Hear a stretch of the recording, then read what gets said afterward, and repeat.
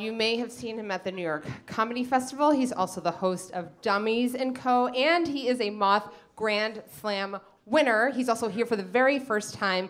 Please give it up for Sean O'Brien. So this past 12 months have been really exciting, really wild for me. I got married. That's crazy. And me and my wife are expecting a baby. That's crazy, right? Unbelievable, unbelievable. You know what I mean? I'm gonna be a dad. Or a mom. We want to be surprised. You know what I mean? You can go the Mrs. Doubtfire route. You know what I mean? So, yeah, it's been wild. I can't believe it. You know what I mean? I've really fast-tracked on this, like, kind of adult life. You know what I mean? I'm a husband and a father. And just a short while ago, it seems like too close together, because just a short while ago, one time I accidentally cummed in my own face. So, you know what I mean? It doesn't seem like they should be going together. You know what I mean? Anybody else ever come in their own face? My man, Marley down here. You ever get hit with friendly fire? My boy. These glasses aren't even prescription. They're just to block the cum. So, that's what's up. Yes, we're expecting a little girl. So I'll be teaching her all my Papa Roach jokes. We're gonna have a very great time. But yes, but this time last year, we were in the middle of planning the wedding, which was an exciting time. My wife and I, we wanted to get married up here in the city. She's from Brooklyn. I'm from the Jersey Shore. You know, I wanted to have a small wedding where, you know, our parents paid for it, very simple, you know what I mean? She wanted to have a big wedding that we paid for it ourselves. So we met in the middle, and we had a big wedding where we paid for it ourselves. You know, the wedding was a lot of work.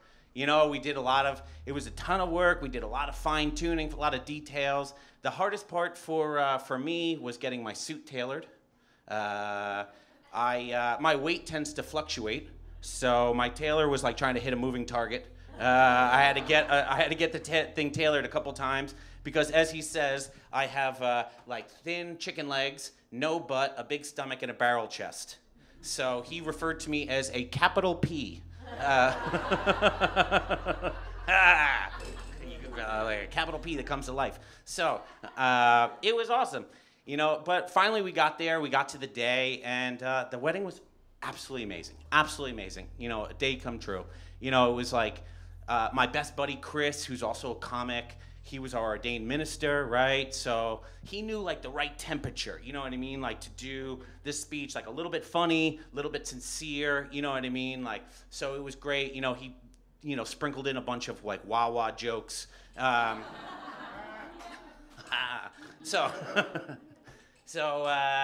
it was great. You know, he actually talked about our first time, like me and my wife's first date was we went to a concert together and we saw this like obscure band called Bare Hands. Anybody know Bare Hands? Nah, neither did the crowd that day either. You know what I mean? He got a big pop out of the crowd. He's like, "You all know Bare Hands?" They're like, "No." He's like, "All right." You know, you know, right? So and you know, during the reception after the ceremony, during the cocktail hour. This guy comes up to me, right, and he's just like, "Hey, how's it going? I'm TJ." I go, "Hey, TJ, nice to meet you." He goes, I'm actually a date of one of your guests, Bernadette. Bernadette's one of my oldest friends. He's just like, yeah. I go, "Oh, thank you so much for coming." He goes, "Yeah, I'm actually the lead singer of Bare Hands." He goes, "The last thing I thought I was going to come to this stranger's wedding and have my band dirted on stage." I was like, woof. So, but the wedding was awesome. It was, you know, my wife danced with her father to Our House by Crosby, Stills, Nash & Young, right? A little sweet song. I danced with my mom to a medley of Jock Jams Volume 1. This is the rhythm of the night, night, night, night, night, night, night. See that? What's that? Is that, yeah, that's Jock Jams. So, it was great. You know, we had an amazing time. My brother gave the best man speech, which was really great. He used the word to describe me 3 separate times. He used the word thoughtless to describe me. really shooting from the hip.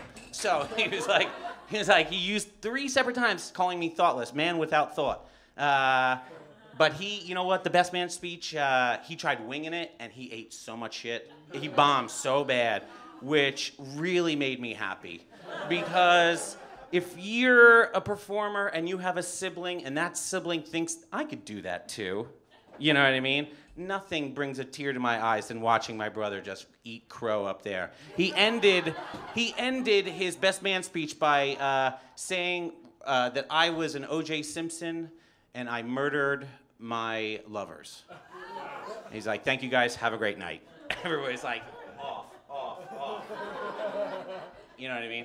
I actually ate a little crow that night too because I decided to get on the mic too, and I made a Papa Roach joke. That also didn't go well because we both need to learn the hard way. Right. The whole night was amazing, right? So we're having like the time of our lives, you know, we're with all of our friends and family, you know, but the day becomes the night and the night becomes a blur and everything just happens so quick and it's over, right? So the next morning we're in the hotel suite and you know, that's really the first time you're with like your new wife, right? You're laying down in the bed. It's like the first time it's just the two of you. And we're just kind of like soaking it all in. And we're having like just like this moment to ourselves. And I go over and the hotel was going to put all the gift cards in a little safe in our room. And I was just like, all right, well, let's sit on the bed like Brewster's Millions and count all of our money. And we'll just kind of like, you know, ease into this life. And I go into the safe and there's no cards. Right? And now I'm running around the hotel room trying to find where all of the wedding cards are, right? And I'm just going around. I'm just panicking. Boom. No, nowhere to be found, nowhere to be found. We run downstairs to the hotel desk, and they're telling me that they gave it to me and that they didn't know what happened to it, right? And I was like, no, there must be some sort of mistake. They're like, I don't know, we heard that you were thoughtless. And I was just like, no, you know what I mean? Boy, I got really cum on my face. So, so I was like, oh my God. So next thing you know, they're like saying like we gave them to you. We don't know what you did with this big thing of cards. And I was just like, okay. So now we're frantically looking for it. We're with the security team. The security team's looking over the footage. We're in with the security team. Now we have like that little brunch the next morning for all the guests that are out of town. They're having like a little meal. Now we're sitting there, and I'm trying to choke back tears because in the back of my mind I'm smiling, and they're like, "Oh my God, that was so funny with the rhythm of the night," and I'm like, "Yeah," but really I'm like, "Oh my God, I've lost thousands and thousands and thousands of dollars," right? Now we kind of take the temperature of the room, and we're saying like, what did you give us, like a check or like cash? And everybody was just like, cash. We give cash. Apparently you give cash because the bride and groom need money to tip people after the wedding. So I'm like, oh yeah, thank you for that cash. We got it. But the whole time I'm just like, oh my God, what did I do with this money? Where did I put it, right? So we're going around, and everyone leaves, and we stay at the hotel, and it's inconclusive. There's no video footage. We don't find really what we're looking for. They're just like saying like, poof, just disappeared, $30,000, right? And we have to go home, and because we paid for that wedding, we don't go on a honeymoon. Right? So, you know, we kind of had a lot of shock and horror, a lot of different emotions go on. But, you know, my wife's a strong woman. She's just like, well, you know, we can't miss what we never had, you know, and hopefully someday it will like all pan out. And I'm just like, you know, the whole time I'm just like, I fucking lost all this money. You know what I mean? Like, this is not what a husband should do. And, it really hurt, and it really like buried like deep down inside of me. I was just like, things got to change, you know what I mean? So we go on with our lives, right? And we kind of put it behind us. We'll get that money back someday, somehow. You know what I mean? Scratch-offs. I don't know. Scratch-offs, right? So, and then And then a couple months ago, I got a phone call, and a number that I don't know. I picked it up, and it said, "Is this Sean O'Brien?" I said, "Yeah." It says, "Are you in a TD Bank in Long Island City, Queens?" I said, "No." He goes, "Okay. Apparently, there's a man that is trying to cash your checks in Long Island City, Queens. Do you know a Tayshaun Stevens?" I go, "I do know a Tayshaun Stevens. Tayshaun Stevens is the security guard that was showing me the videotape." Twist. It had been, you know what I mean? It was like, then it all made sense.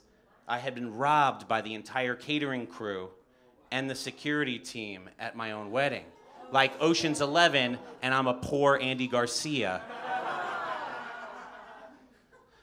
And they arrested him. So, good story is, we are gonna get that money back.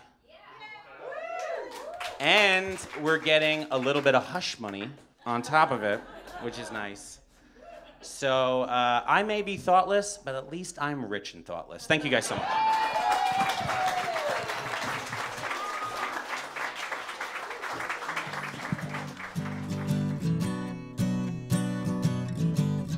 Yums the word.